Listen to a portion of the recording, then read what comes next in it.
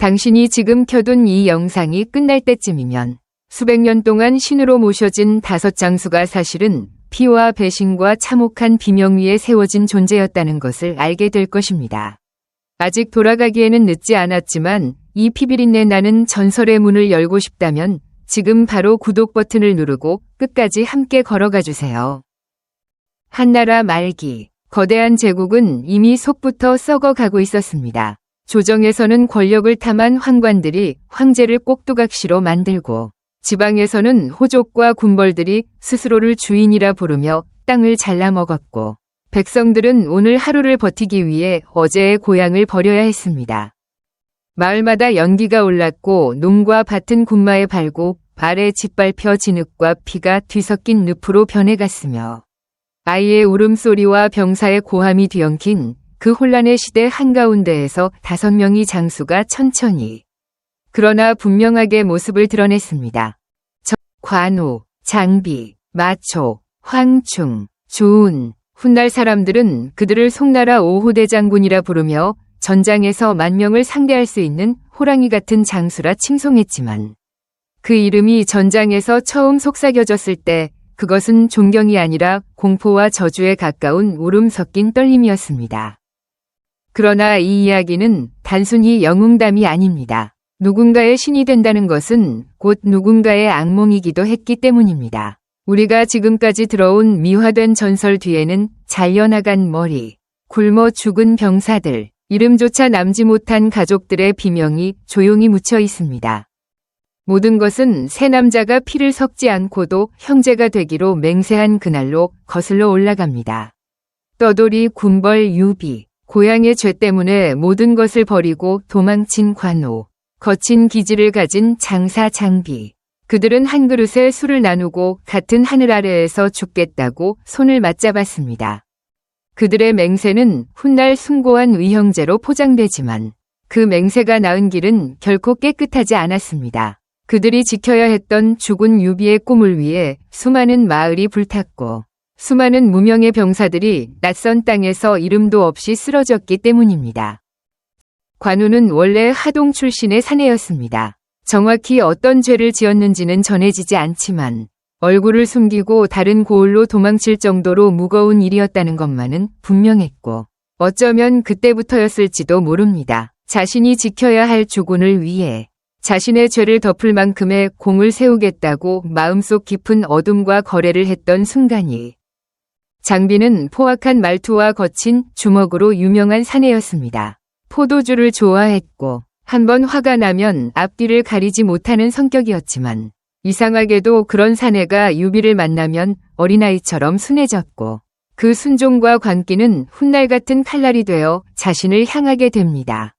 조용히 등장한 조우는 조금 달랐습니다. 기주의 마을에서 태어난 그는 다른 장수들과 달리 언제나 정갈한 갑옷, 정돈된 표정으로 기록에 남아 있습니다. 격한 분노 대신 묵묵함을, 허세 대신 침착함을 선택한 이 병사는 훗날 죽음의 물결 속에서 한 아이를 품에 안고 돌파하는 존재가 됩니다.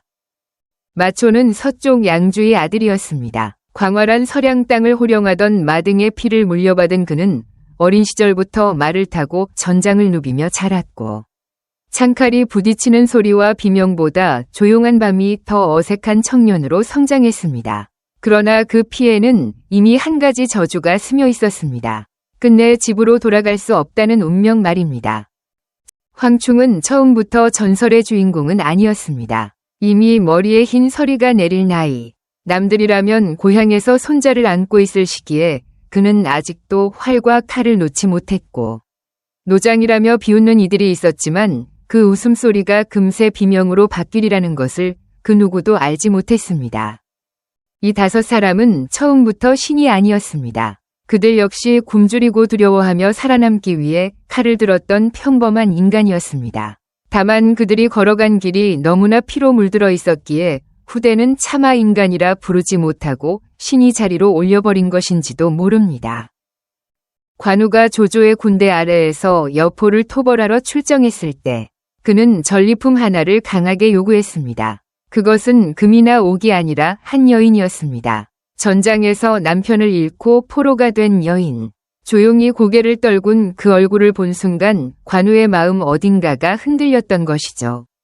그는 그 여인을 보상으로 달라고 여러 번 말했습니다. 조조는 겉으로는 고개를 끄덕였지만 속으로는 관우의 집요함이 궁금했습니다. 대체 어떤 얼굴이기에 관우 같은 장수가 이토록 신경을 쓰는가? 결국 조조는 부하를 보내 멀리서 그녀의 얼굴을 확인하게 했고 그 순간 약속은 조용히 깨졌습니다. 관우가 바라보던 전리품은 관우의 것이 되지 않았습니다. 조조는 아무 말 없이 그 여인을 자신의 곁에 두었습니다. 전장의 먼지와 피가 채 마르지 않은 날, 조용한 장막 안에 한 여인의 운명과 두 남자의 욕망이 뒤엉킨 것입니다. 그리고 이 작은 배신은 관우의 가슴 깊은 곳에 아주 날카로운 가시 하나를 남겼습니다. 한편 장비는 전장의 앞줄에서 돌진하는 것만큼이나 후방을 지키는 일에는 서툰 사내였습니다. 유비가 그에게 성을 맡기고 원술과 싸우러 떠난 날, 장비는 술과 분노, 그리고 거친 자존심을 친구 삼아 밤을 보냈고 결국 그 분노는 함께 성을 지키던 동료 장수를 향해 폭발하고 말았습니다. 그날 밤 벌어진 다툼은 성문을 지키던 손에서 성문을 여는 손으로 바꾸어 놓았습니다.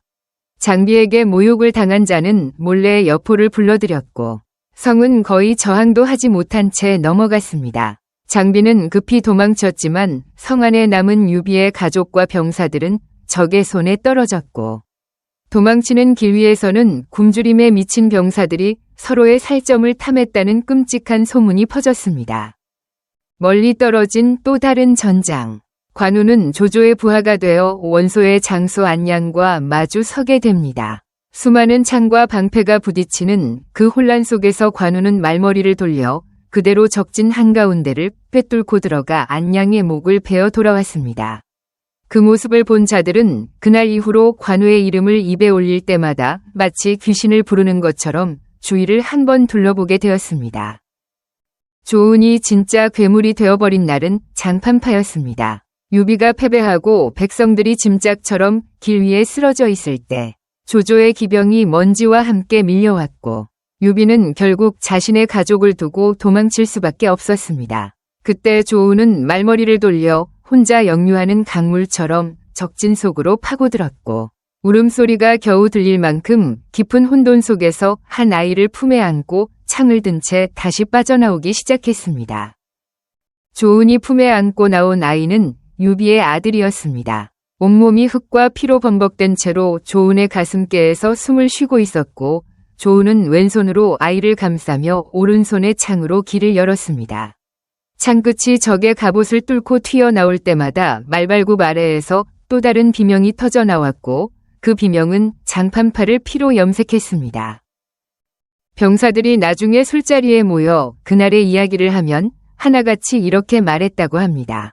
그날 조은은 사람이 아니었다고 눈 속을 스쳐 지나가는 그림자 같았고 창끝이 움직이는 방향마다 피비린내가 안개처럼 따라다녔다고. 그리고 가장 무서웠던 건 그 와중에도 조은의 품에서 아기가 울음을 멈추지 않았다는 사실이었다고. 멀리 서쪽 땅, 마초는 젊은 혈기와 분노를 안고 조조를 향해 달려들었습니다. 마초는 당시 서량 일대를 호령하던 마등의 아들로 누구보다 전장을 익숙하게 여겼고 조조와 맞붙은 동관 전투에서는 조조의 코앞까지 창을 들이밀어 조조가 거의 죽을 뻔하는 상황까지 만들었습니다. 그러나 그 찰나의 승리는 오래가지 못했습니다. 조조는 복수에 인색한 사람이 아니었습니다. 마초가 자신을 위협한 대가로 조조는 마초가 비워둔 서량의 고향으로 군사를 보냈고 그곳에는 마초의 아버지와 동생들, 친척들, 그리고 마초가 지켜야 했던 거의 모든 가족이 있었습니다. 불길이 타오르는 그 밤 마초의 가문은 순식간에 재가 되어버렸고 마초는 외롭게도 살아남은 유일한 사람이 되었습니다. 그 소식을 들은 마초는 가슴이 찢어지는 비명을 내질렀다고 전해집니다. 전장에서 아무리 큰 상처를 입어도 쓰러지지 않던 사내가 가족의 죽음 앞에서는 말머리를 잡고 그대로 주저앉아 버렸다고. 그날 이후 그의 눈빛에서는 더 이상 젊은 장수의 패기가 아닌 무너진 사내의 절규가 깃들었습니다. 황충은 한중에서 가장 먼저 함성을 질렀습니다. 조조가 한중을 장악하고 장압과 하후연을 배치하자 유비는 그들의 목을 노렸고 황충은 자신의 마지막 전장이 될지도 모른다는 생각을 품고 산을 타고 올랐습니다. 숨이 턱까지 차오르는 가파른 능선 위에서 그는 마치 젊은 시절로 돌아간 듯 다시 한번 칼을 높이 들어 올렸습니다. 그날 밤 산 아래에서는 불길이 일렁이고 북소리가 땅을 흔들었습니다. 황충이 진격하자 조조의 군사들은 노장 하나가 무너질 줄 몰랐고 되려 그 노장은 폭우처럼 쏟아지는 화살을 뚫고 하후연의 진영을 날카롭게 찔렀습니다. 눈앞이 혼탁해질 만큼 이어지는 아비규환 속에서 하후연은 결국 쓰러지고 말았습니다. 그 승리로 유비는 마침내 한중을 차지했고 자신의 평생 숙적인 조조를 처음으로 완전히 꺾었습니다. 한중의 산바람은 여전히 차가웠지만 그날만큼은 전장이 뜨겁게 달아올라 병사들의 피와 승리의 함성이 산을 흔들었습니다. 황충은 노장의 몸으로 영웅이 되었고 그 이후 그의 이름은 전장에서 두려움과 경외심을 동시에 불러일으켰습니다. 그러나 영광의 순간은 길지 않았습니다. 황충은 곧 병을 얻어 쓰러졌고 한중 전투에서 받은 상처들은 나이를 이길 수 없었습니다. 사람들은 말했습니다. 황충은 마지막까지 전장을 떠나지 못한 장수였고 그의 마지막 숨도 싸우다 지친 늑대처럼 조용히 꺼져갔다고. 장비는 그와는 정반대의 관기를 지녔습니다. 평소에도 거친 성격으로 병사들을 다루던 그는 유비가 오를 치기 위해 군사를 모을 때 더욱 거칠고 잔혹해졌습니다. 군이 늦게 움직이자 그는 부하들에게 가차없는 매질과 욕설을 퍼부었고 결국 그 분노는 자신을 향하게 만든 최악의 결과를 낳았습니다. 어느 조용한 밤, 장비는 술에 취해 부하들을 꾸짖고 더 혹독한 준비를 요구했습니다. 그 말을 들은 장수 둘은 서로 눈빛을 교환했습니다. 더는 견딜 수 없다는 결심이 조용히 그들의 손을 무겁게 만들었습니다. 장막의 등불이 흔들리던 새벽, 두 장수는 장비의 침상을 향해 걸어갔습니다. 장비는 술기운에 깊이 잠들어 있었고 그 짧은 순간의 정막은 곧 칼날이 살을 가르는 소리로 깨졌습니다. 장비는 눈을 뜨기도 전에 자신이 늘 두려움 없이 휘둘러온 폭력이 자신을 향해 돌아왔다는 사실을 깨닫지도 못했습니다. 그의 머리는 잘려나갔고 두 장수는 그 수급을 들고 적진으로 달아났습니다. 장비라는 호랑이를 키워버린 건 결국 장비 자신이라는 씁쓸한 결론은 피바람 아래에 남겨졌고 유비는 다시 한번 형제의 죽음 앞에 무너져 내렸습니다.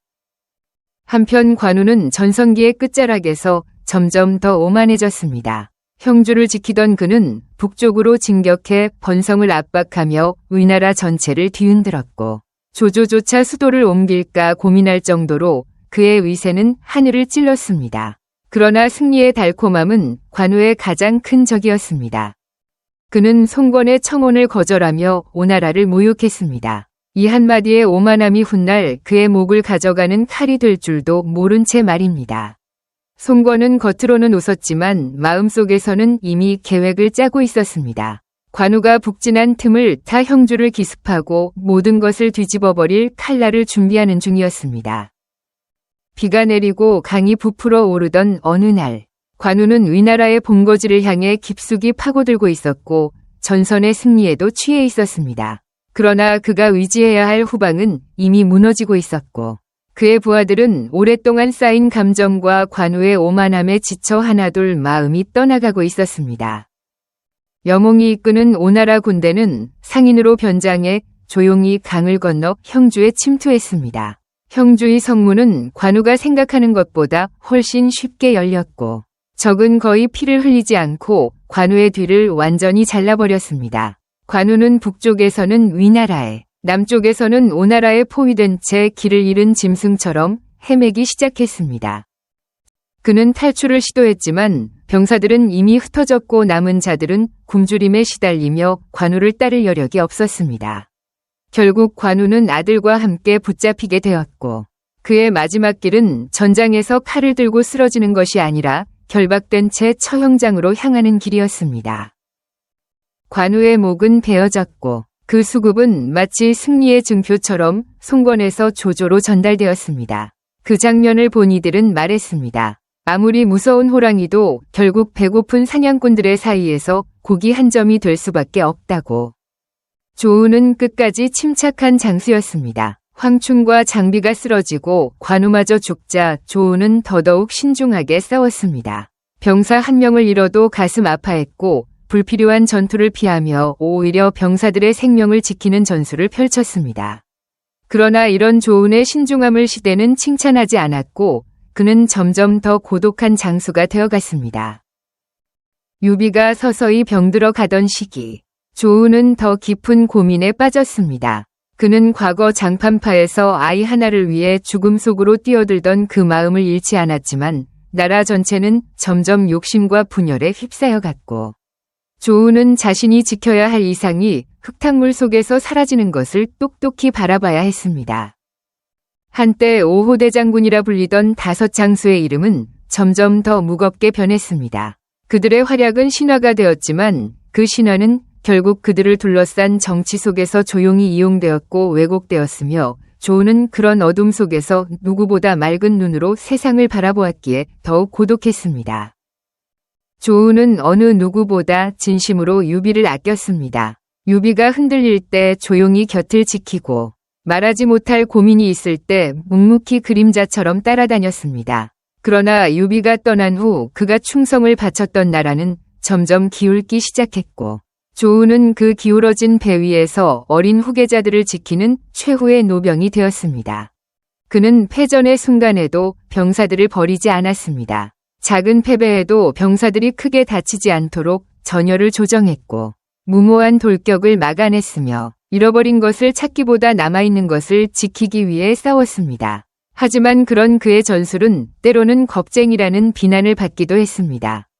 그러나 조운은 흔들리지 않았습니다. 그는 안개 속을 걸을 때조차 자신이 어디로 가야 하는지 알고 있었습니다. 자신이 믿는 길이 설령 역사의 큰 흐름에서는 사라지는 작은 파도에 불과하더라도 그 파도 하나가 누군가의 생명을 구할 수 있다면 조운은 그 길을 선택했습니다.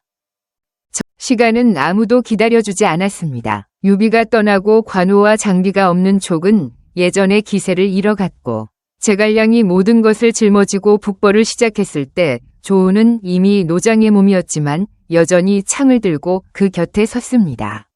이 마지막 전투가 자기 생애의 마지막일지도 모른다는 것을 알고 있었음에도 기곡 전투에서 조운은 적의 대군과 맞서 싸워야 했습니다. 촉군은 수적으로 불리했고 많은 이들이 공포에 빠져 도망치려 했습니다. 그러나 조운은 한 걸음도 물러서지 않았습니다. 흔들리는 병사들을 수습하고 후퇴의 길을 확보하며 자신이 가장 늦게 자리를 떠나 마지막 병사를 지켜냈습니다.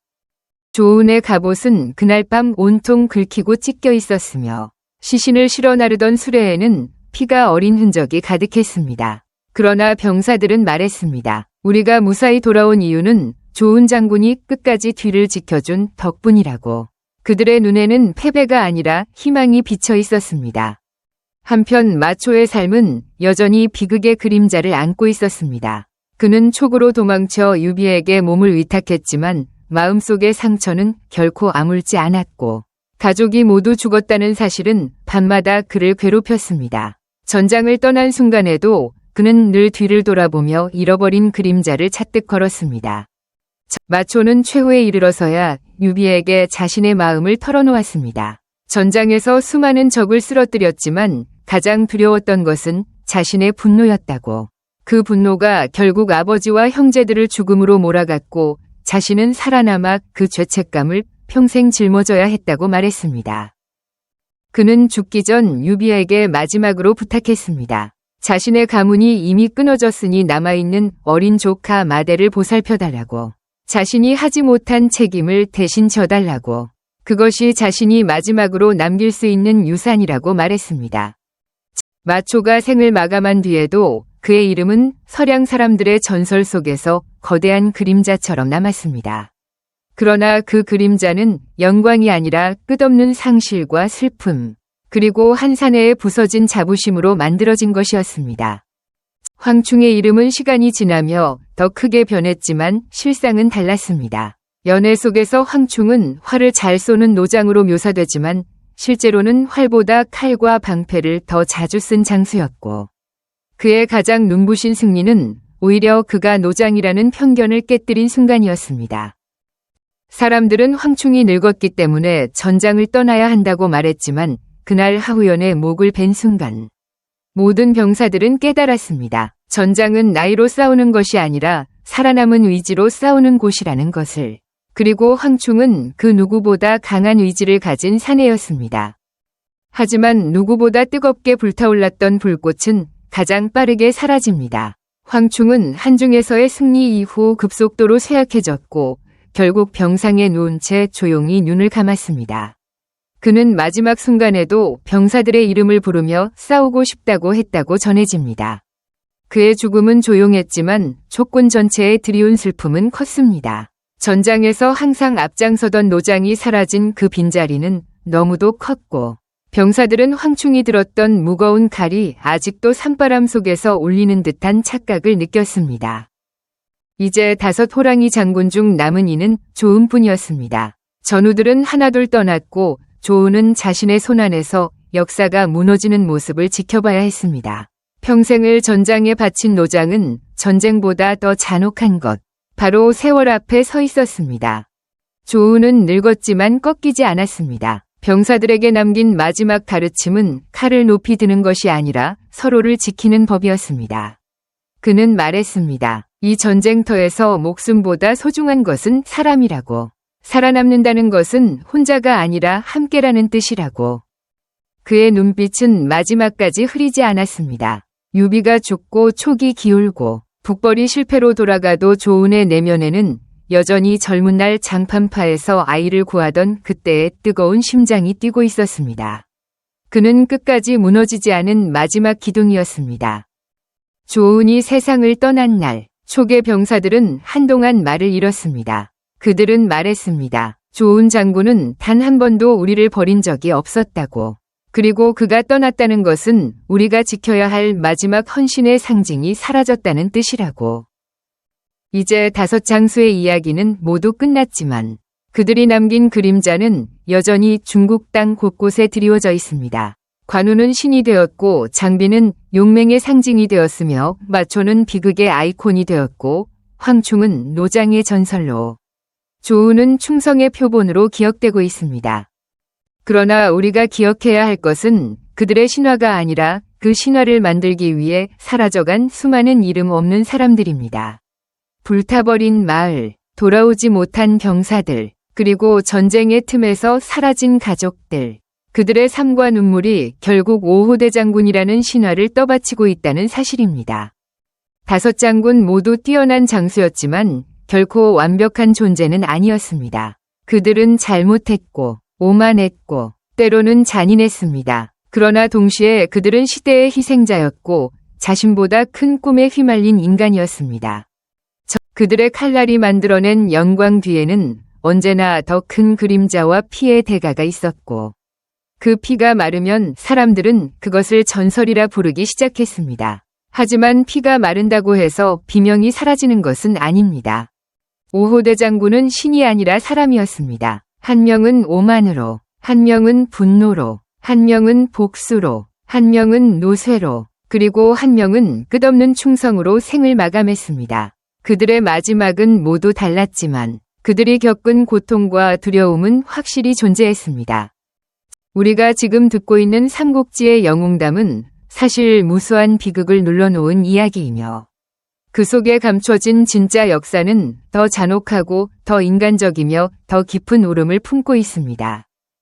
불길이 타오르던 시대, 살아남는다는 것은 누군가의 시체 위에 발을 딛는다는 뜻이었습니다. 5 장수는 모두 그 잔혹한 시대를 헤쳐나갔지만 결국 누구도 그 시대를 이길 수는 없었습니다. 그들은 시대의 희생자이자 동시에 시대의 괴물이었습니다. 그러나 그들의 삶이 남긴 교훈은 여전히 유효합니다. 충성은 아름답지만 때로는 자신을 파괴하는 칼이 될 수 있고, 용맹은 칭송받지만 때로는 누군가의 비명이 되며, 야망은 위대해 보이지만 그늘 아래에는 언제나 상처 입은 사람들이 존재합니다. 우리가 기억해야 할 것은 그들이 얼마나 강했는지가 아니라 그 강함 뒤에 무엇이 있었는가입니다. 피로 얼룩진 갑옷, 무너진 가문, 이름 없는 병사들, 그리고 결국 한 사람의 인생을 갈아 넣어 만든 영광의 탑. 이 이야기를 통해 당신이 삼국지의 영웅들을 조금 다르게 바라보게 되었다면 이제 당신의 생각을 들려주세요. 이 5장수 중 누구의 삶이 가장 마음을 울렸나요? 댓글로 알려주시고 다음 이야기를 놓치고 싶지 않다면 구독과 좋아요를 눌러주세요. 더 깊고 더 어두운 역사 속으로 다시 함께 들어가 봅시다.